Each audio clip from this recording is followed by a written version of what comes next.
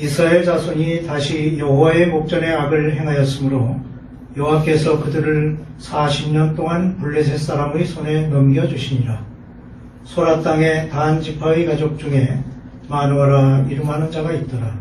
그의 아내가 임신하지 못함으로 출산하지 못하더니 여호와의 사자가 그 여인에게 나타나서 그에게 이르시되 보라, 네가 본래 임신하지 못함으로 출산하지 못하였으나 이제 임신하여 아들을 낳으리니 그러므로 너는 삼과 포도주와 독주를 마시지 말며 어떤 부정한 것도 먹지 말지니라. 보라, 네가 임신하여 아들을 낳으리니 그의 머리 위에 삭도를 대지 말라. 이 아이는 태에서 나옴으로부터 하나님께 바쳐진 나실인이 됨이라. 그가 블레셋 사람의 손에서 이스라엘을 구원하기 시작하리라. 아멘. 세례 요한과 삼손의 공통점은 성경에 나오는 대표적인 나실인이라는 것입니다. 이스라엘의 마지막 사사로서 활동했던 삼손의 이야기는 그의 출생에서부터 성경에 자세히 기록되어 있습니다. 삼손의 기사가 실려있는 13장을 여는 1절 말씀은 사사시대의 특징을 보여주는 표현으로 시작하였고 사사의 등장이 목적하는 바를 본문 5절에 잘 표현해주고 있는데 이스라엘 자손이 다시 여호와의 목전에 악을 행하였으므로 여호와께서 그들을 40년 동안 블레셋 사람의 손에 넘겨주시니라. 그가 블레셋 사람의 손에서 이스라엘을 구원하기 시작하리라는 것입니다. 삼손은 여러 다른 사사와는 달리 태어나기 전부터 이미 천사에 의해 나실인으로 지목되어 구별되었습니다. 삼손의 탄생을 예고해준 천사가 번제단의 불꽃과 함께 사라지자 삼손의 아버지 마누아는 비로소 그가 하나님의 사자임을 알고 두려움에 빠졌습니다. 그것은 그가 하나님을 보았기 때문에 죽지 않을까 하는 마음에서였습니다. 그러나 그런 걱정대로 죽지는 않았고 천사의 예고대로 그의 아내가 잉태하여 아들을 낳았습니다. 이 아이는 태에서 나옴으로부터 하나님께 바치운 나실인이 될 것이라는 말씀대로 포도주와 독주를 마시지 않았고 부정한 것을 먹지 않고 성장하게 되었습니다. 그리고 성장한 삼손은 블레셋 아내를 얻기 위해서 디임나로 내려가 결혼잔치를 베풀고 그 자리에서 블레셋 친구들에게 수수께끼를 내게 됩니다. 이 과정 중에 삼손의 행동에 놀라운 하나님의 뜻이 들어있음을 볼 수 있습니다. 즉 14장 4절에 그때 블레셋 사람이 이스라엘을 다스린 까닭에 삼손이 틈을 타서 블레셋 사람을 치려함이었으나 그의 부모는 이 일이 여호와께로부터 나온 것인 줄을 알지 못하였더라고 말씀합니다. 컵에 물이 가득 차게 될수록 엎질러지기가 쉽습니다. 사람이 힘이 강해질수록 자신의 힘을 믿게 되는 유혹에 끌리기 쉽고 성령의 감동으로 인하여 영적으로 강해질수록 세상의 욕구와 육체적 쾌락의 유혹을 더욱 받게 됩니다. 그러므로 영적인 특권을 더 많이 누리게 될 때 더욱 하나님 앞에 겸손하게 나아갈 필요가 있습니다. 삼손은 나실인으로 그의 일생이 거룩해야 한다는 사실을 깨닫지 못했습니다. 그는 사명을 받은 종으로서의 성격적인 결함을 가지고 있었습니다. 우리는 삼손의 삶을 통해 얻게 되는 교훈이 있습니다. 첫째로 삼손은 놀라운 공적을 쌓았습니다.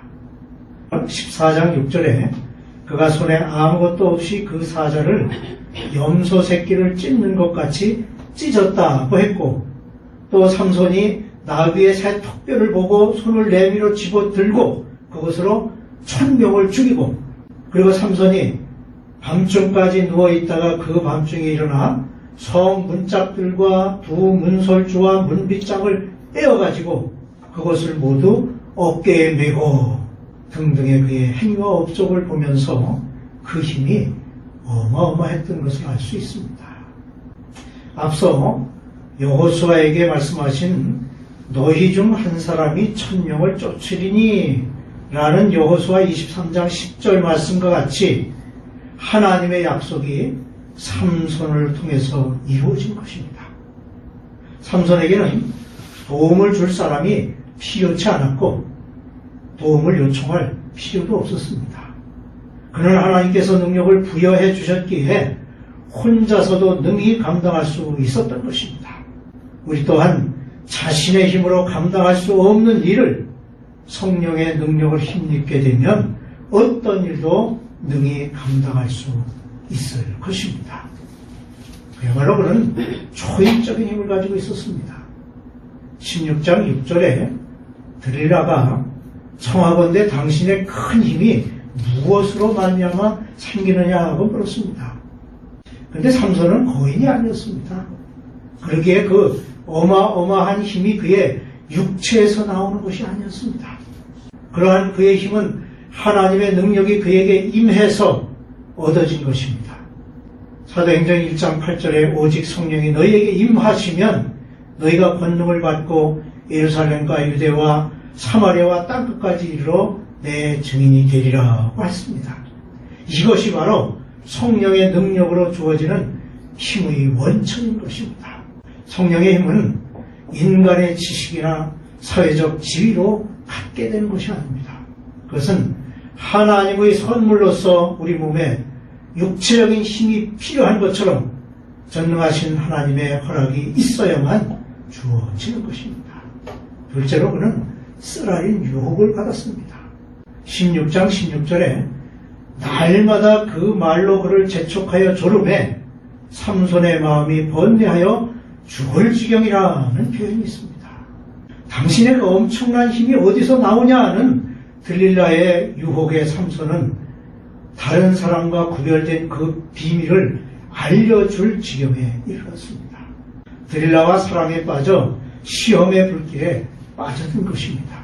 들릴라는 처음부터 그를 파멸의 길로 몰아넣기 위해 계획했고 삼손을 통해 이루시려는 하나님의 뜻에 대적하려는 악의 세력이었기에 삼손에게는 감당하기 어려운 올무가 된 것입니다. 이처럼 하나님을 믿지 않는 불순한 사람들과 교제한다는 것은 성령의 권능을 훼손하는 사악한 일이 됩니다. 우리는 삼손이 취한 행동으로 인해 하나님의 능력의 근원이 어디에 있는지를 들릴라에게 알려주는 말씀을 보고 서글픈 마음을 금할 수가 없습니다. 그러므로 우리는 하나님과 우리의 관계를 망치려는 그 어떤 세력도 뱀의 독이라 생각하고 멀리해야 될 것입니다. 이 세상에서 성령을 거역하는 세력들은 언제나 하나님과 우리 사이를 그 관계를 끊어 놓으려 한다는 사실을 알아야 합니다. 네. 환난 날에 나를 부르라 내가 너를 건지리니 네가 나를 영화롭게 하리라 는 말씀을 의지하고 악의 세력을 물리치시기를 주님의 이름으로 축원합니다. 그런 가운데 그는 실패자가 되고 말았습니다. 16장 19절에 들릴라가 삼손에게 자기 무릎을 베고 차게 하고 사람을 불러 그의 머리털 7가닥을 밀고 괴롭게 하여 본즉 그의 힘이 없어졌더라고 했습니다. 그는 예전과 같이 일어나 큰 힘을 발휘해야 했지만 불가능하게 되었습니다. 왜냐하면 그가 자고 있는 동안 그의 털을 잘라버리자 이제 그의 모든 힘은 없어져 버렸기 때문입니다. 하나님의 권능이 이미 그를 떠났기 때문입니다. 하나님의 영이 떠나가면 생명력을 잃고 힘을 상실하게 되는 것입니다. 사무엘상 18장 12절에 여호와께서 사울을 떠나 다윗과 함께 계심으로 사울이 그를 두려워한지라는 말씀에서 보듯이 하나님께서 함께하지 아니하시면 두려움을 갖게 되고 힘을 잃게 되는 것입니다. 삼손은 이제 머리카락이 잘렸기 때문에 하나님을 위해 아무것도 할 수 없게 되었습니다. 이렇게 삼손처럼 세상적인 것에 이끌리고 자기 방종에 빠져 영적 능력을 상실한 성도는 세상을 향하여 복음을 전할 수도 없고 세상 사람들의 비난을 받을 수밖에 없게 됩니다. 능력을 상실한 삼손은 두 눈이 빠지고 노줄에 매여 옥에서 맷돌을 돌리는 신세가 되었습니다. 삼손은 잠이 든 동안 자기가 사랑했던 여인에게 배신을 당하고 말았습니다. 육체적 쾌락에 빠져 영적 분별력을 잃었고 고난을 당하게 된 것입니다. 이런 유혹은 우리에게도 언제나 다가옵니다. 그러기에 유혹에 빠지지 않도록 세심한 주의를 기울이지 않으면 안 됩니다. 셋째로, 하지만 그는 최후의 승리를 얻었습니다. 16장 22절에는 놀라운 말씀이 있습니다. 그의 머리털이 밀린 후에 다시 자라기 시작한지라. 머리털이 잘려 힘을 잃고 맷돌을 돌리는 수모를 당하고 있었지만 그는 하나님께 기도했습니다. 주 여호와여 구하옵나니 나를 생각하옵소서. 하나님이여 구하옵나니 이번만 나를 강하게 하사 나의 두 눈을 뺀 블레셋 사람에게 원수를 단번에 갚게 하옵소서.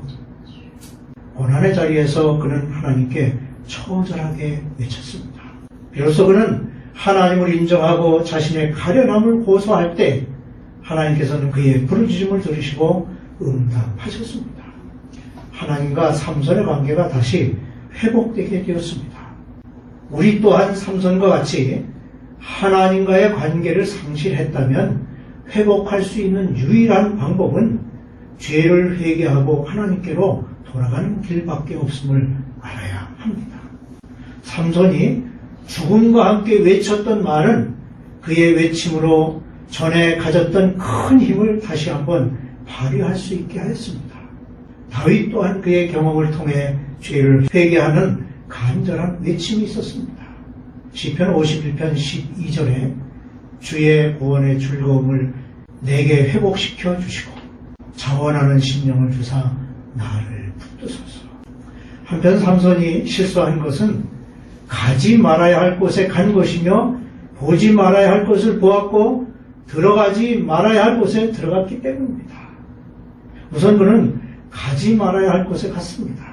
그가 찾아간 가사는 블레셋의 5대 성읍 중에 하나였습니다. 그것은 이방 풍속으로 가득한 곳이요 여호와를 섬기는 진실함은 찾아볼 수 없는 곳이었습니다. 삼손은 바로 그런 죄악의 도시로 내려갔던 것입니다. 우리 성도들도 가야 할 곳과 가지 말아야 할 곳이 있습니다. 가지 말아야 할 곳을 기웃거리며 찾아가는 것은 성도가 타락하는 첫걸음이 됩니다. 처음부터 죄악된 곳에 가지 않는 것이 그 죄악된 곳에 들어가 죄를 짓지 않으려는 노력보다 훨씬 쉽게 믿음을 지키는 방법이라 할 수 있습니다. 그리고 그는 보지 말아야 할 것을 보았습니다. 가사로 내려간 삼손은 거기서 한 기생을 보았습니다. 기생을 보는 삼손의 마음이 결코 깨끗한 마음은 아니었을 것입니다. 분명 그의 마음은 더러운 욕정으로 불타올랐을 것이며 그러한 욕정은 삼손의 믿음과 신앙을 흔들리게 했습니다. 세상의 것, 물질적인 것, 그리고 정욕적인 것을 바라보지 말고 나를 지으신 창조주와 믿음의 주이신 예수님만을 바라보아야 하겠습니다. 또한 그는 들어가지 말아야 할 곳에 들어갔습니다. 삼손이 한 기생에게 들어갔다라는 말은 삼손이 육체적 관계를 가졌다는 것으로 그것은 영적으로 죄된 자들과의 동행을 뜻합니다. 이러한 행위는 시편 1편에서 일깨우고 있듯이 복 있는 사람은 악인들의 꾀를 따르지 아니하며 죄인들의 길에 서지 아니하며 라는 말씀을 지키지 못한 결과인 것입니다. 가지 말아야 할 곳에 가고 보지 말아야 할 것을 보는 자들은 자연히 폐역한 세상의 친구들과 어울리게 되어 그들의 못된 습관을 따라갈 뿐 아니라 결국 아무런 꺼리낌 없이 그러한 행동을 함께 행하게 되는 것입니다. 블레셋 사람들은 삼손에게 말할 수 없는 모욕과 고통을 안겨주었습니다. 그들은 자기들의 신 다곤을 찬양하기 위해 수많은 사람들이 한자리에 모였습니다. 그 자리에서 그들은 즐거워하며 떠들기를 우리의 신이 우리 원수 삼손을 우리 손에 넘겨주었다. 우리의 많은 사람을 죽인 원수를 우리의 신이 우리에게 우리 손에 넘겨주었다고 하면서 자기들의 신을 찬양했습니다. 그리고 그들은 승리감에 도취되어 삼손을 끌어냈습니다. 삼손이 제저 부리는 것을 구경하는 것이었습니다. 수많은 블레셋의 남녀가 가득 차 있는 신전에 삼손은 끌려나와 기둥 사이에 집어졌습니다. 그때 삼손은 여호와께 부르짖어 이르되 주 여호와여 구하옵나니 나를 생각하옵소서.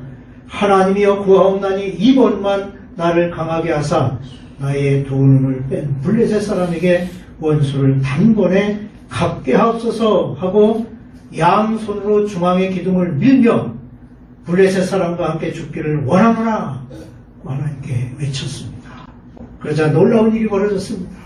곧 신전이 무너져 삼손이 살아있을 때보다 죽을 때 더 많은 사람을 죽였습니다. 그는 죽음으로써 자기 백성과 하나님 앞에 자신의 과오를 씻고 잃었던 영광을 되찾은 영웅이 되었던 것입니다. 여느 사사들과는 너무나 다른 일생을 산 삼손은 혼자서 많은 블레셋 사람들을 죽였고 마지막 자신이 죽는 순간에는 훨씬 더 많은 블레셋인들을 죽게 했습니다. 하나님의 뜻이 삼손을 통해 이와 같이 나타나는 것입니다. 그러면 나를 향하신 하나님의 뜻이 무엇인지를 늘 생각하는 삶이 저와 여러분에게 있게 되시기를 주님의 이름으로 축원합니다.